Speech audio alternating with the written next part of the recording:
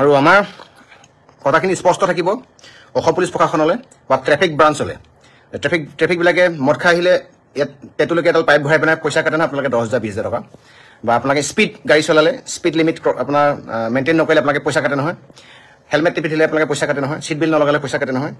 এই শুকুৰবাৰ দিনাখনি ঘটিত এটা ঘটনা যে আপোনালোকে যোৱাকালি ট্ৰেফিক ব্ৰাঞ্চে গাড়ীখন দিছপুৰৰ ট্ৰেফিক ব্ৰাঞ্চেই হওক বা অসম পুলিচৰ ট্ৰেফিক ব্ৰাঞ্চে যোৱাকালি চিজ কৰিছে। গতিকে মই চাই থকা ব্যক্তিসকলক যে মোৰ লাইফটো চলিছে নাই চলা, অলপমান নেটৱৰ্কৰ ইছ্যু হৈ আছে আজি, যদি এবাৰ মোক কৈ দিয়ে তেতিয়াহ'লে দেন আই কেন কণ্টিনিউ।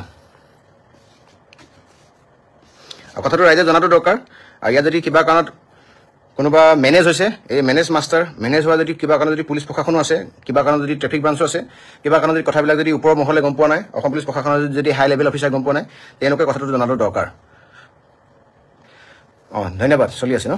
আচ্ছা, কথাটো হ'ল এনেকুৱা ধৰণৰ কেইবছৰমানৰ আগত গুৱাহাটীতে ঘটি যোৱা আৰু এটা এনেকুৱা একেই ঘটনা আছিলে, হুবহু একে ঘটনা আছিলে। ঘটনাটোত আছিলে ৰাজকন্যা বৰুৱা নামৰ এগৰাকী ৰাতি যুৱতীয়ে মদ খাই মাতাল হৈ ৰাজপথত এজন শ্ৰমিকক গাড়ীয়ে মহতিয়াই পেলাই তেখেতে হত্যা কৰিছিলে। আৰু তেখেত আছিল শ্ৰমিক জোচেফ মাৰাক।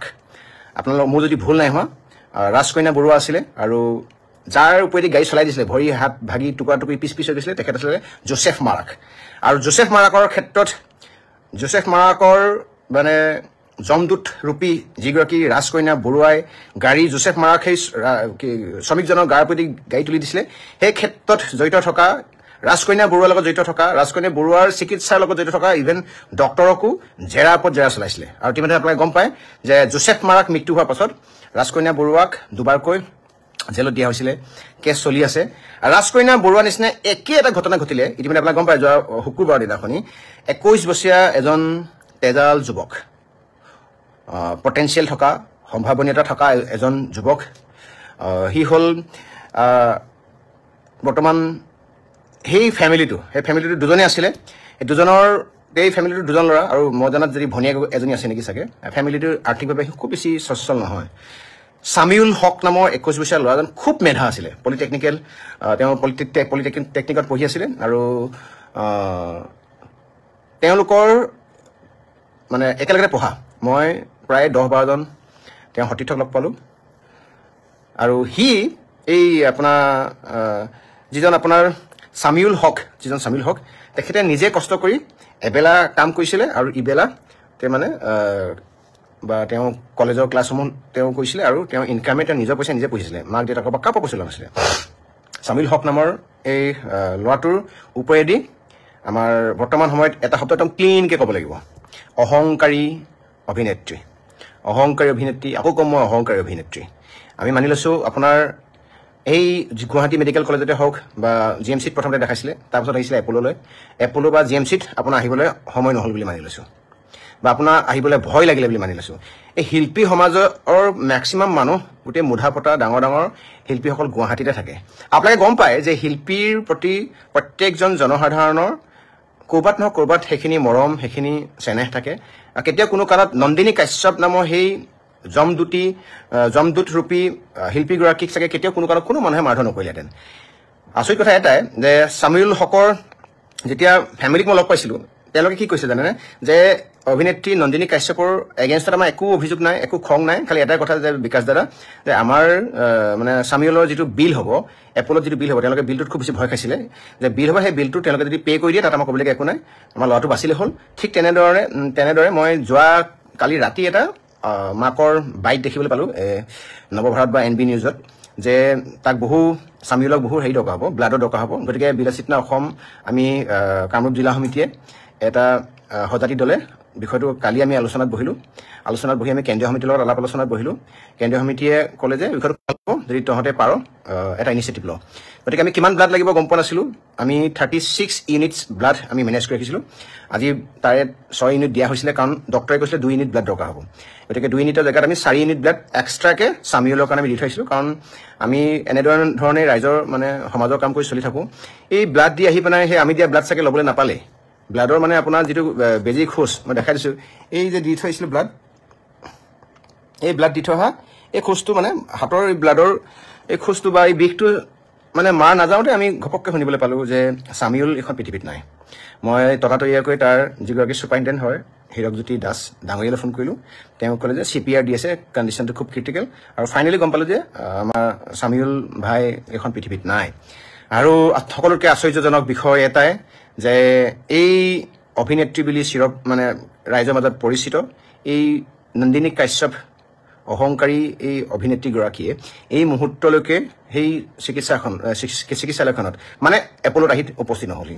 মই শুনিছিলোঁ তেওঁ ফেমিলি কোনোবা মাক দেউতাক আহিছে বা কোনোবা আহিছে, কাৰণ তেওঁলোকক কোনো চিনি নাপায়। কিন্তু নন্দিনী কাশ্যপৰ এইটো মগজত মিনিমাম এইটো কমন চেন্স থাকিব লাগিছিলে যে আপুনি নিজে ইয়ালৈ আহিব লাগে, নিজে আহি পেলাই ইয়াত আপুনি এবাৰ খবৰটো ল'বহি লাগিছিলে। আপুনি ঘটনাটো কোনো বা দুৰ্ঘটনা কোনো কৰোঁ বুলি নকৰে, এক্সিডেণ্ট কোনো কৰোঁ বুলি নকৰে। আপোনাৰ ৰাতি 3টা বজাত 4টা বজাত আপুনি প্ৰেক্টিছ বা আহি থাকোঁতে আপোনাৰ তেনেকুৱা কিবা ঘটনা ঘটিছে। ৰাজধানী নামত আপুনি থিয়েটাৰখনৰ লগত জড়িত হৈ আছে। থিয়েটাৰখন ডাঙৰ কথা নহয়। এতিয়া এনেকুৱা এটা ঘটনা ঘটিছে, এজন 21 বছৰীয়া যুৱকে জীৱন মৰণৰ যুদ্ধত ইখন হস্পিটেলৰ পৰা সিখন হস্পিটেলত ছটপটাই আছে, আৰু আপুনি আপোনাৰ কি কয় থিয়েটাৰ প্ৰেক্টিছত থাকিব বা আপুনি পলাই থাকিব। এইটো মানে এগৰাকী শিল্পীৰ মানে গুণ নহয়। আৰু এই মুহূৰ্তলৈকে আপুনি নহাটোৱে সকলোতকৈ আশ্চৰ্যজনক বিষয়, কাৰণ চামিউল হকক মই চিনিও নাপাওঁ, কেতিয়া লগো পাই পোৱা নাই। কিন্তু যেতিয়া মাকৰ যিটো বেদনা, মাকে যিটো পুত্ৰৰ বা পুতেকৰ কাৰণে যিটো মানে বিৰহ বেদনা বুকুত লৈ কান্দি কান্দি কৈছিলে যে আমাৰ টকা পইচা নাই, দুখীয়া মানুহ, ব্লাড দিবলৈ মানুহৰ অভাৱ হৈছে, তেতিয়া কিন্তু আমি আমি বিল আছিতেনে অসমে এইটো সিদ্ধান্ত লৈছিলোঁ। ইভেন মই তেওঁলোকৰ স্কেনাৰ আৰু কি কয় একাউণ্ট নম্বৰ, বেংক ডিটেইলছ চব লৈছোঁ আজি মই। আৰু যদি এনেকুৱা যদি মানে নহ'বলগীয়া ঘটনা যদি খবৰ নাহিলেহেঁতেন, ইমান সময়লৈকে মই ৰাইজৰ মাজলৈ সেই স্কেনাৰটো এৰিয়ে দিলোঁহেঁতেন। আৰু মই ৰাইজক এটা কাৰণে ধন্যবাদ জ্ঞাপন কৰিম যে মোক ৰাইজে 6 লাখ 7 লাখ টকালৈকে মানে স্কেনাৰত অনলাইনত এনেকৈ ৰাইজৰ পৰা যে সহায় বিচাৰোঁ, আজিলৈকে 6 লাখ 7 লাখলৈকে দিয়া নজিৰ আছে, উদাহৰণ আছে। আমি নন্দিনী কাশ্যপ ডাঙৰীয়ানী, আপোনাক ডাঙৰীয়ানী বুলি কৈছোঁ কাৰণ শিল্পী সত্তাটোক আমি সন্মান কৰোঁ, যে আপোনাক আমি আৰ্থিকভাৱে আপুনি যদি কিবা কাৰণত ভয়ো খাইছিলে আপোনাক আমি সহায় কৰিবলৈ ৰেডি থাকিলোঁহেঁতেন, যে ৰাইজৰ পৰা আমি ভিক্ষা মাগিলোঁহেঁতেন, সহায়ৰ ভিক্ষা মাগিলোঁহেঁতেন, সহায় কৰক। কিন্তু আপুনি এগৰাকী অভিনেত্ৰী হৈ ৰাইজৰ টকা পইচাৰে চলা, ৰাইজৰ সন্মুখত আপুনি এনেকুৱা নাটক কৰি কিবা কৰি মানে আপোনালোকে কেনেকৈ চলে? ৰাইজে চলাব লাগিব। ৰাইজৰ আপুনি ৰাজপথত এজন 21 বছৰীয়া যুৱকক আপুনি তাৰ উপৰি গাড়ী চলাই দিছে, 27টাকৈ মাথাত চিলাই, 27টাকৈ। আৰু কি কয় চাৰ্ভাইকেল পইণ্টত আপোনাৰ মেজৰ মানে হেৰি হৈছে, আঘাত পাইছে, 2টা ভৰি আঁঠু ভাগি গৈছে, ভিতৰৰ ইণ্টাৰনেল ইঞ্জুৰি, আৰু হিমগ্ল'বিনৰ লেভেল আছিলে আপোনাৰ 8, আৰু তাৰ প্ৰত্যেকটো ঘণ্টাই ঘণ্টাই হিমগ্ল'বিন লেভেল আপোনাৰ কমি কমি আহি গুচি আহিছিলে। সেইটো কাৰণে বিল আছিতেনে অসমে তাক ৰক্ত দিয়া বা ব্লাড ডনেট কৰা, চামিউলক ব্লাড ডনেট কৰা সম্পূৰ্ণ দায়িত্ব লৈছিলোঁ। 100 ইউনিট 200 ইউনিট যিমান দৰকাৰ হ'লেও সকলো কাম এৰি আমি বিল আছিতেনে অসমে এইখিনি মেনেজ কৰিলোঁহেঁতেন। আমাৰ লগতো ঘটনাটো ঘটা নাছিলে। চ' নন্দিনী কাশ্যপ বুলি কয় আপোনাৰ তথাকথিত অভিনেত্ৰীগৰাকী মন মগজুত সিমানখিনি কথা নেখেলালেনে? ৰাজকন্যা বৰুৱা যেনে যিধৰণে হাৰি নগ'ল, অসম পুলিচ প্ৰশাসনৰ গৃহ বিভাগ, মাননীয় মুখ্যমন্ত্ৰী মহোদয়, এটা আপোনাৰ অনুৰোধ জনাম, এই নন্দিনী কাশ্যপ বুলি কোৱা যিগৰাকী তথাকথিত এই স্বয়ম্ভূ বুলি ক'ব লাগিব, স্বয়ম্ভূ অভিনেত্ৰীগৰাকীক য'ত আছে তাৰপৰা চুচাই লৈ আহক, আৰু ফোন নাম্বাৰ CDR হওক, কল ট্ৰেক কৰি হ'লেও তেওঁক লৈ আহক। আৰু তেওঁৰ লগত থকা হুঁৱে বাৰে থকা মানুহখিনি ইমান বেছি মূৰ্খনে যে আপুনি যাওকচোন এবাৰ থানালৈ যাওক, যে আপুনি এবাৰ যাওকচোন বোলে, আপুনি এবাৰ হেৰিলৈ যাওক, এপললৈ যাওক, আপুনি বোলে গুৱাহাটী মেডিকেল কলেজলৈ যাওক, নিজে কথাটো গৈ পেলাই বুজ লওঁগৈ। নহ'লে আপোনালোকে আমাৰ লগত কিয় যোগাযোগ নকৰিলে যে বিল আছিতেনে অসমে আপোনালোকৰ কাষত থাকিম, কোনে একো কৰিব নোৱাৰে, আপুনি খবৰ ল'বলৈ যাব। আজি গোটেই দিনটো ভাত পানী নোখোৱাকৈ আমি গোটেই বিষয়বোৰ লগত লাগি আছোঁগৈ। যেতিয়া মই ব্লাড দিবলৈ যাম বুলি প্ৰস্তুত হ'লোঁ, যেতিয়া ফোন আহিলে গম পালে, মোক কাষতে থকা এজন দোকানীয়ে মোক তেওঁ খাবলৈ লোৱা ভাতখিনিকে মোক দি দিছে, যে ভাইটি তই যদি ব্লাড দিবলৈ যাওঁ তেতিয়াহ'লে ভাতখিনি মই তেওঁ 2-3-4 ঘৰমান ভাত খাইছিলেই, তাৰপিছত মই খাইছোঁ, সেইখিনি ভাত খাইছোঁ। আমাৰতো কোনো চামিউল হকৰ লগত আমাৰ কোনো চিনা পৰিচয় নাই। আপুনি নিজে ঘটনাটো সংঘটিত কৰিছে, আপোনাৰ সেইখিনি কমন চেন্স থাকিব লাগিছিলে যে এইখিনি সময়ত মই যাওঁ, বিপদৰ সময়ত যাওঁ। যদি কাৰোবাৰ পৰা যদি 100-200 খালেওহেঁতেন, তথাপিতো আপুনি ৰোখত নপৰিলেহেঁতেন। এতিয়া যি মুহূৰ্তত এতিয়া অসমৰ ৰাইজে আপোনাক এগৰাকী মানে তথাকথিত স্বয়ম্ভূ কাণ্ড জ্ঞানহীন, মগজত একো মানে চিন্তা শক্তি কৰিব নোৱাৰা আপুনি এগৰাকী অহংকাৰী অভিনেত্ৰী বুলি আপুনি চিৰ পৰিচিত আপুনি অভিনেত্ৰী হ'ল। মই গতিকে আমাৰ অসমৰ শিল্পী সমাজক এটা মই অনুৰোধ জনাম, কাৰণ এই বিষয়তে কেৱল চামিউল হকৰ পৰিয়ালক বা তেওঁলোকৰ মানে গাঁওবাসীক বা তেওঁলোকৰ জিলাৰ ব্যক্তিকে মানে মনত কষ্ট দিয়া নাই, গোটেই সমগ্ৰ অসমত এই কথাটোৱে কষ্ট দিছে।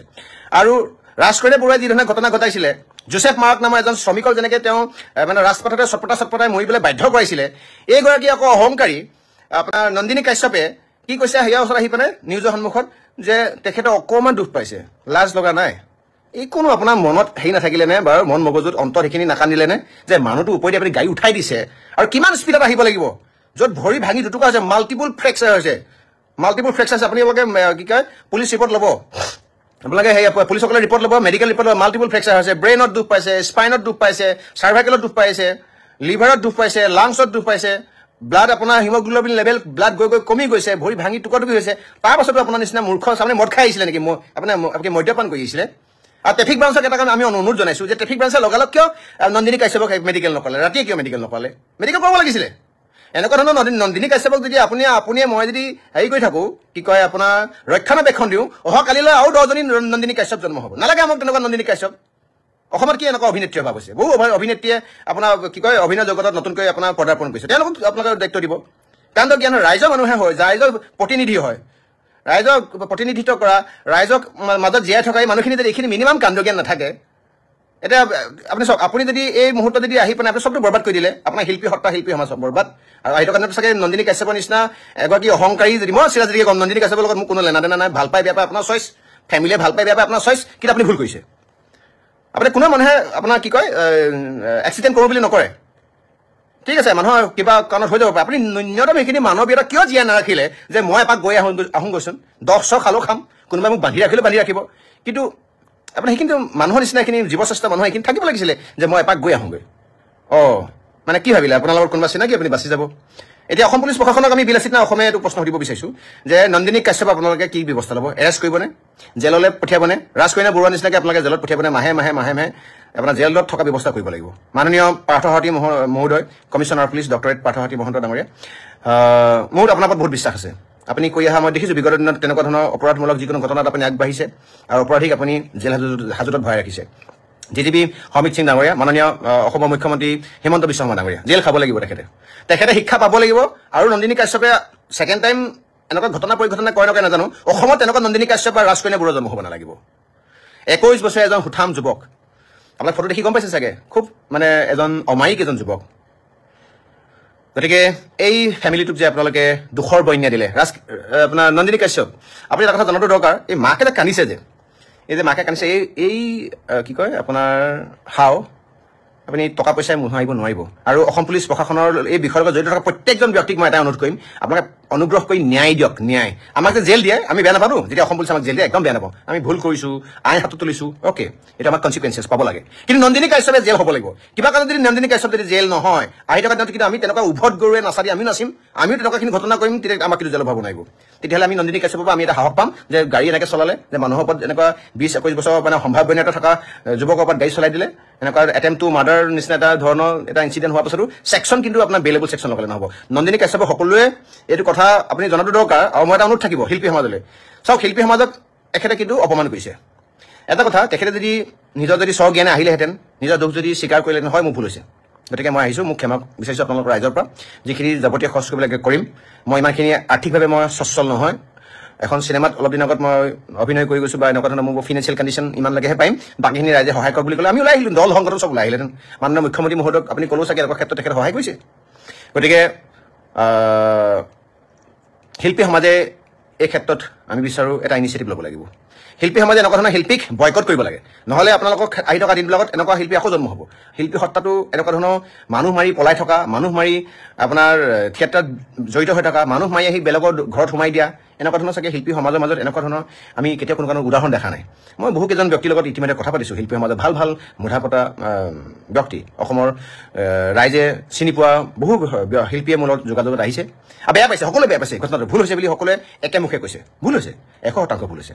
আৰু নন্দিনী কাশ্যপৰ লগত থকা হুঁৱে বয়াই সেই মানুহখিনি ক'ব লাগিছিলে, জ্ঞানত মন মগজুত ভৰাই দিব লাগিছিলে। ভয় কৰিব নালাগে, কিবা কাৰণত ভয় কৰি নাহিব পাৰে যে আপুনি এবাৰ যোৱাটোৰ প্ৰয়োজন আছিলে।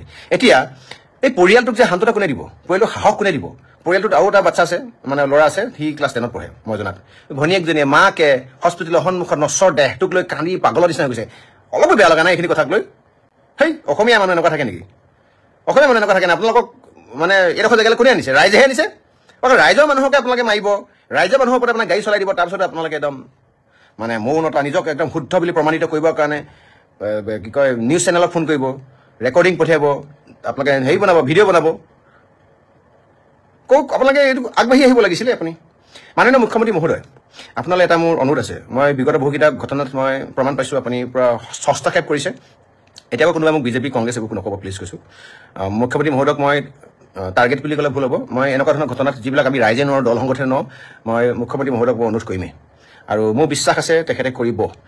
এই যে চামিউল হক মোৰ যদি নামটো বাৰে বাৰে ভুল হৈ গৈছে চামিউল হক ঠিক আছে চামিউল হকৰ পৰিয়ালটোক মাননীয় মুখ্যমন্ত্ৰী মহোদয় আপোনালোকে বিনম্ৰভাৱে অনুৰোধ থাকিলে পৰিয়ালটোৰ অৱস্থা সাংঘাতিক ধৰণে বেয়া যিটো এপলত বিল হৈছে আপোনালোকে বিলটো মুখ্যমন্ত্ৰী মহোদয় ফাণ্ডৰ পৰা ফ্ৰী কৰি দিয়ক আৰু যদিহে পাৰি চামিউলৰ পৰিয়ালটোক আৰ্থিকভাৱে এককালীন সাহায্য দিলেও দিয়ক নহ'লে চামিউলৰ পৰিয়ালটোক কোনোবা যদি চাকৰি কৰিবলগীয়া মানুহ আছে শিক্ষিত মানুহ ককায়েক ভনীয়েক ঘৰত যদি পৰিয়ালত আছে তেনেকুৱা ব্যৱস্থা কৰিলেও কওক মই মুখ্যমন্ত্ৰী মহোদয়ক এটা অনুৰোধ জনাম অথনি মই পৰিয়ালৰ মানুহক লগ পাইছোঁ বাৰে বাৰে কথা পাতিছোঁ মানে কথা পাতিবলৈ সাহস হোৱা নাই মই এটাই কৈছোঁ যে মই ব্লাড দি আছোঁ গাটো বেয়া লাগিছে মই যাওঁ মানে মই ফেমিলি তাত ৰৈ থকা মানুহক মোক চাব পৰা নাই মহোদয় মুখ্যমন্ত্ৰী মহোদয় আপুনি এককালীন আৰ্থিক সাহায্য ঘোষণা কৰক চামিউলৰ পৰিয়ালটোক আপুনি মোৰ বিশ্বাস আছে আপোনাৰ সেইখিনি মানৱীয়তা আছে আৰু থাকিব কাৰণ আপোনাৰ ল'ৰাৰ বয়সই হ'ব চামিউল গতিকে খুব এটা পলিটেকনিকেলত পঢ়ি থকা শিক্ষিত এটা ল'ৰা আছিলে চোকা ল'ৰা আছিলে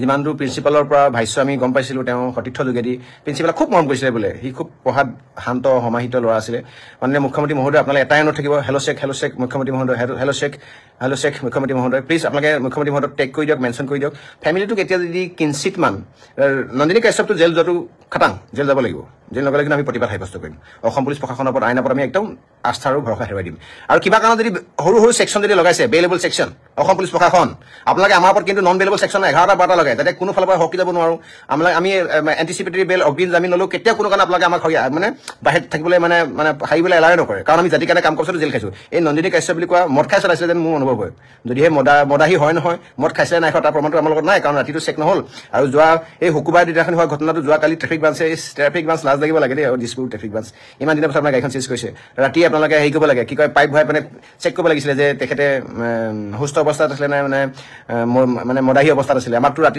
2টা 3টা বজাত আপোনালোকে লৈ যায় এইবিলাকলৈ কি কয় মেডিকেললৈ লৈ যায় পাইপ ভৰাই আমাক চেক কৰে আমাক মেডিকেল কৰে জেল পঠোৱাৰ আগে গতিকে এইটো নন্দিনী কাশ্যপৰ হ'ব লাগিছিলে শৃংখলা ইতিমধ্যে শৃংখল চলিয়া লিখিছে সকলোকে একত্ৰিত হ'বৰ কাৰণে এইটো আমাৰ ফালৰ পৰা অনুৰোধ এনেকুৱা ধৰণৰ আমাৰ নন্দিনী কাশ্যপ এনেকুৱা অভিনেত্ৰী নালাগে মই নন্দিনী কাশ্যপে কালি পৰহি চিনি পাইছোঁ ৰুদ্ৰত তেতিয়া আহিছিলে মোৰ নালাগেও অভিনেত্ৰী একো অভাৱ হোৱা নাই আমাক অভিনেত্ৰী ইয়াতকৈ দেখিবলৈ বেয়া প্ৰসাৰ নথকা অভিনেত্ৰী লাগে কিন্তু সেইজনী সেইগৰাকী অভিনেত্ৰী লাগে যিয়ে এই অসমৰ মানুহখিনিৰ প্ৰতি মৰম চেনেহ থাকিব কিবা এটা ভুল কৰিলে নিজে আহি উপস্থিত হ'বই গতিকে মাননীয় মুখ্যমন্ত্ৰী মহোদয় আপোনাক এটা অনুৰোধ থাকিলে পৰিয়ালটো আৰ্থিকভাৱে আগবাঢ়িবৰ কাৰণে অকণ সহায় কৰক শিল্পী সমাজে এটা সিদ্ধান্ত লওক যে কামখিনি ভুল হয় নেক্সট যাতে কোনো শিল্পীয়ে যদি এনেকৈ শিল্পী সমাজৰ সত্তাটোক বদনামী কৰিব নোৱাৰে কাৰণ এতিয়া নন্দিনী কাশ্যপে কোৱা ঘটনাটো শিল্পী সমাজৰ মানুহে বেয়া পাবতো এই কথাখিনি আপোনালোকে ইনিচিয়েটিভ লোৱাটো দৰকাৰ দল সংগঠন হিচাপে আমি লৈছোঁ ব্লাডৰ দায়িত্ব লৈছিলোঁ আৰু দুখৰ বিষয় আমাৰ ব্লাড এতিয়া বেজী খোচৰ মানে বিষ নোযোৱা আগতে ভাইটিটো ঢুকাই থাকিলে আৰু অসম পুলিচ প্ৰশাসনৰ মই যিসকল মানে কি কয় ওপৰৰ লেভেলৰ মানে উচ্চ পদস্থ বিষয়া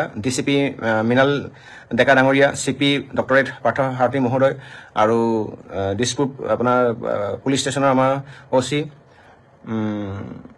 পাটোৱাৰী ছাৰ বা বাকী কেইজন আৰু DGP মহোদয় এই বিষয়টোৰ ওপৰত একদম ক্ল'জ অবজাৰ্ভেশ্যন কৰক দৰকাৰ হ'লে স্পেচিয়েল টীম ফৰ্ম কৰক এই বিষয়টো ক'ৰ পৰা কি কেনেকৈ হ'ল CCTV কেমেৰা ফুটেজ লওক যে গাড়ী কিমান স্পীড আছিলে আৰু এই যে নন্দিনী কাশ্যপ বুলি কোৱা অহংকাৰী শিল্পীগৰাকী আহি যে উপস্থিত হ'ল তাৰ কাৰণে ইমান দিনৰ পিছত যে এতিয়া এই মুহূৰ্তলৈকে যে উপস্থিত নহ'ল থানাটো আহি যে তেওঁ নিজে চাইন ডাউন নকৰিলে তাৰ কাৰণে শিল্পী সমাজে শিল্পী সত্তাই এটা ব্যৱস্থা ল'ব বুলি আশা পুহি ৰাখিলোঁ আৰু এটা কথা এই হাওটো যে লাগিবই কৰ্ম ইজ এভৰিথিং কৰ্ম হিটছ বেক আৰু কৰ্মই সকলোবিলাক আপোনাৰ ফলাফল দিবই দিব আৰু ভাল কাম কৰিলে ভাল ফল বেয়া কাম কৰিলে বেয়া ফল এই হাও যে মাকৰ ভায়েকৰ আৰু যে ভনীয়েকৰ হাও এই হাও কিন্তু নন্দিনী কাশ্যপে খাব আৰু নন্দিনী কাশ্যপক এই ক্ষেত্ৰত সহায় কৰা যিকোনো ব্যক্তিয়ে কিন্তু হাও খাব এই মাকে যে পুত্ৰ শোকতকৈ ডাঙৰ হোক একো নাই ন গতিকে এটা কথা এই যদি অসম পুলিচ প্ৰশাসনৰ ওপৰত থকা বিশ্বাস যদি ৰাইজে যদি হেৰুৱাব নালাগে নন্দিনী কাশ্যপ জেল হ'ব লাগিব